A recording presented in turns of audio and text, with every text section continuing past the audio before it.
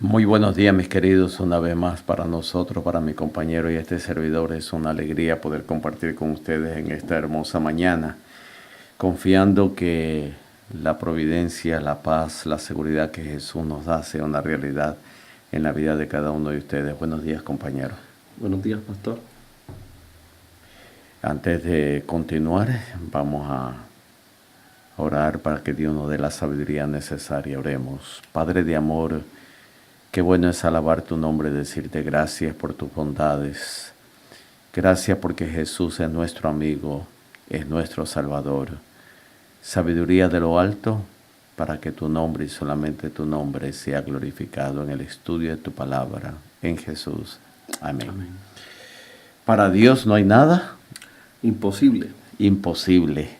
Y hoy vamos a estudiar sobre ese evento tan especial que quizás humanamente no lo llegamos a entender en su totalidad, como el Rey de Reyes y Señor de Señores, el Creador de todas las cosas, se hizo nada, dice la palabra de Dios, y nació en Belén. Pero no solamente el hecho de que haya nacido en Belén, sino que va más allá. La forma.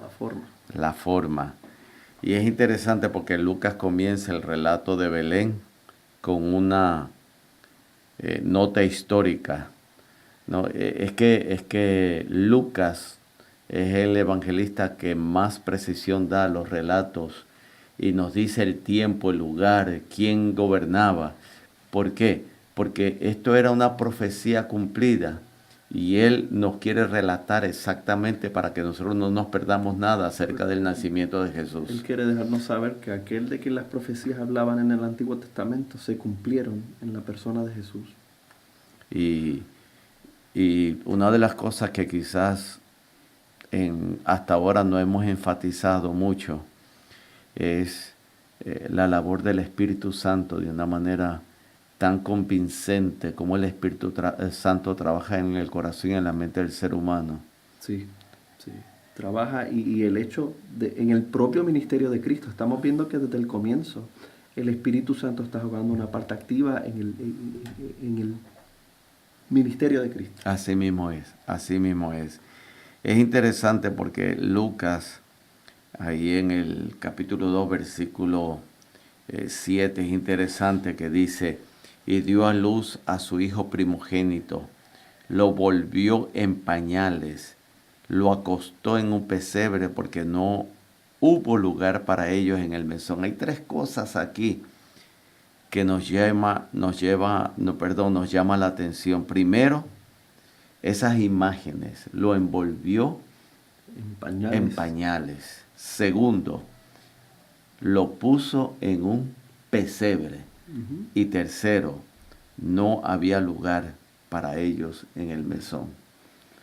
Para mí es sumamente interesante pensar en ese pesebre, porque el pesebre lo que era un cajón de donde comían los animales. O sea, la cuna del creador, del rey del universo, el lugar donde lo acostaron cuando vino a este mundo, fue un cajón de donde comían los animales. Y quiero hacer un paréntesis en la lección. ¿Sabes qué, compañero? Que yo he meditado en esto. Un lugar quizás no apropiado, quizás no limpio, pero ahí nació nuestro Salvador. Y yo lo comparo eso con el corazón sucio y manchado y desordenado que nosotros tenemos. Así es. Porque yo me imagino que ese mesón nunca volvió a ser el mismo. No, llegó a ser la casa del rey del universo. La presencia de Cristo en ese lugar cambió por completo lo que era ese pesebre, lo que era ese establo. ¿Y no es acaso lo mismo que Dios quiere hacer con nosotros? Es exactamente lo que quiere y puede hacer. La presencia Amén. de Cristo en el corazón del hombre lo cambia. Por sucio que sea nuestro corazón, el Señor quiere habitarlo para cambiarlo.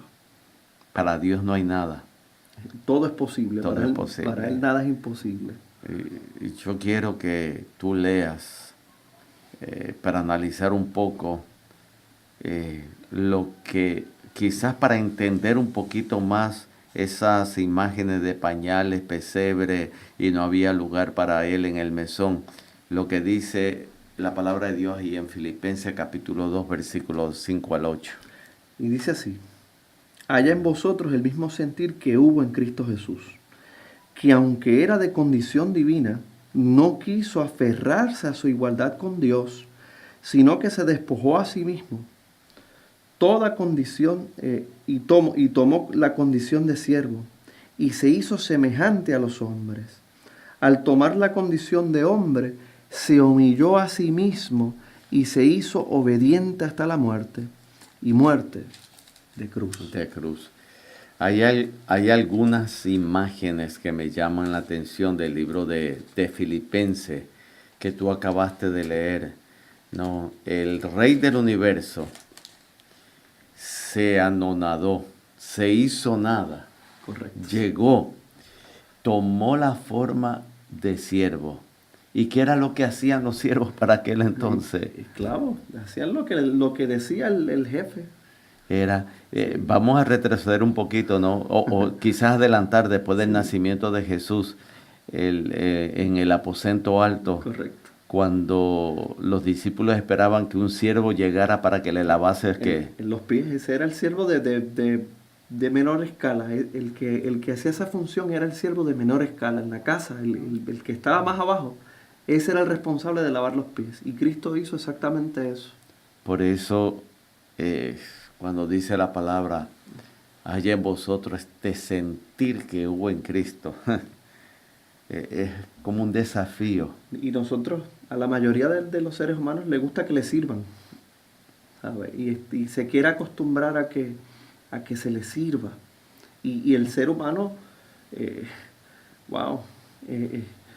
espera eso. Entre más alto en la escala social sea la persona, tanto más espera que se le dé ese tipo de atenciones. Pero el Señor, el Rey del Universo, no vino a ser servido. Él vino a servir. Sí, no, la regla número 1 del cielo es el servicio.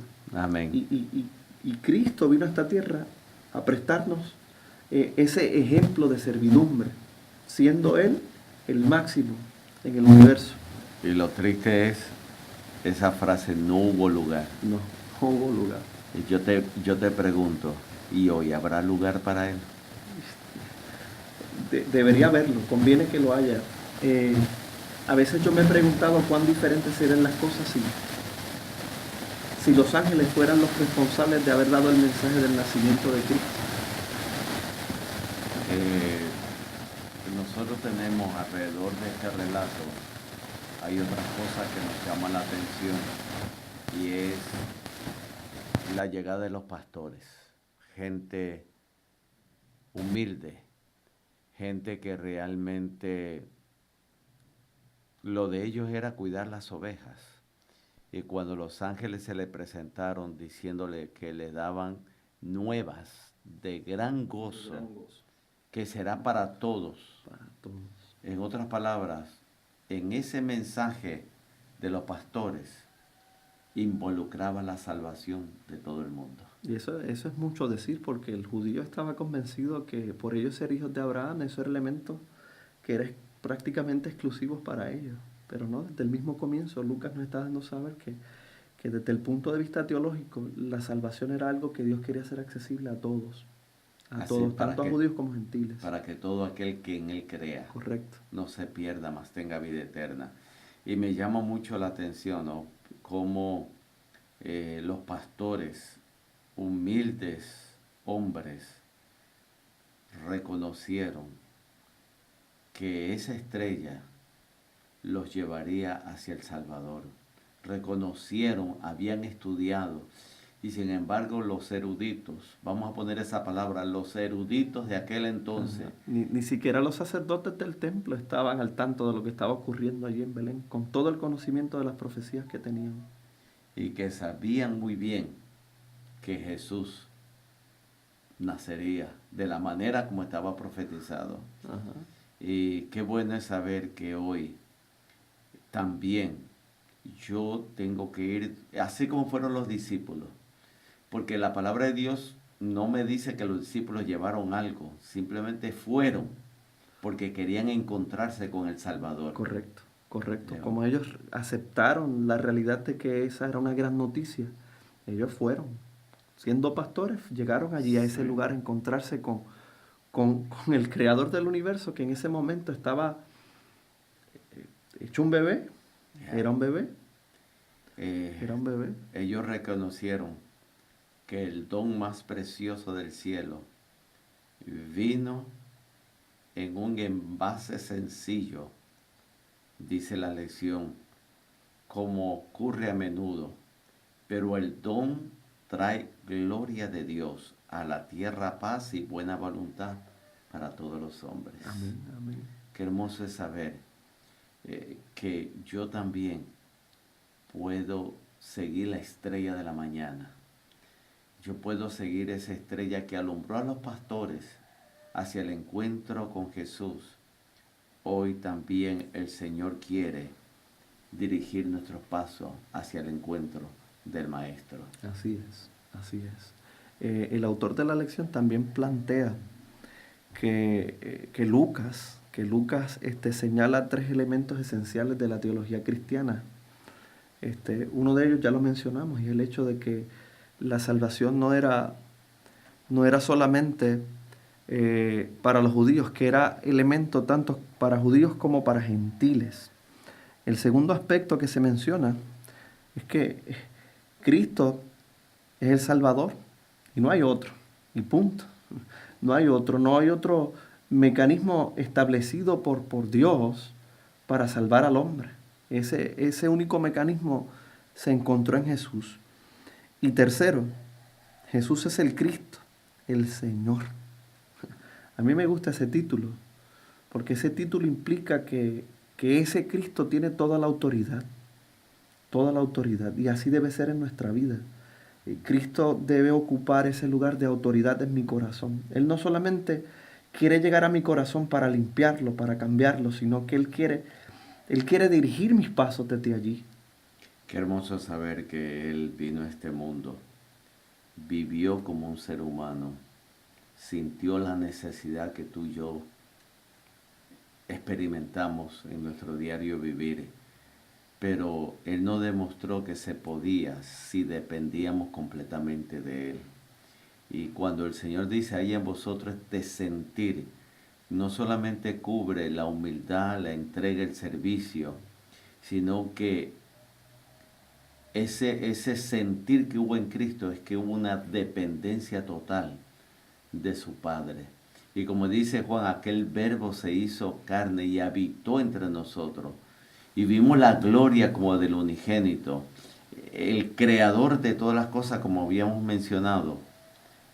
Como dice el libro de Filipenses, se anonadó, se hizo siervo, todo por amor ¿a quién? A nosotros. A nosotros. A nosotros. Por lo tanto, te pregunto, ¿podría nuestro corazón convertirse en un pesebre? Por más que se asemeje a un pesebre, el Señor quiere llegar y quiere habitar en el corazón como el nuestro, y su presencia es lo único que puede cambiar esa realidad de nuestro corazón. Amén. Nosotros necesitamos que así como Cristo llegó allí a ese pesebre, llegue a nuestros corazones y lo cambie. Mi querido, qué bueno, en esta mañana Dios te hace una invitación, porque quiere que tu corazón, mi corazón, nuestros corazones se conviertan en ese pesebre donde Él pueda habitar, donde Él pueda llegar. Jesús no te está pidiendo, limpia primero ese pesebre para yo llegar. Él quiere que nuestra casa sea la casa del Rey del Universo. Amén. Como ese pesebre. Esa fue, por el tiempo que haya sido, se convirtió en la casa del Rey del Universo. Y eso es lo que Él quiere hacer. En otras palabras, no trates de cambiar para ir donde Él. No. El Señor entra como estamos Así nosotros. es, y Él es el que nos limpia. Amén. Que Dios te bendiga, mi querido, y que el Señor cada día pueda entrar en tu corazón y en mi corazón. Amén.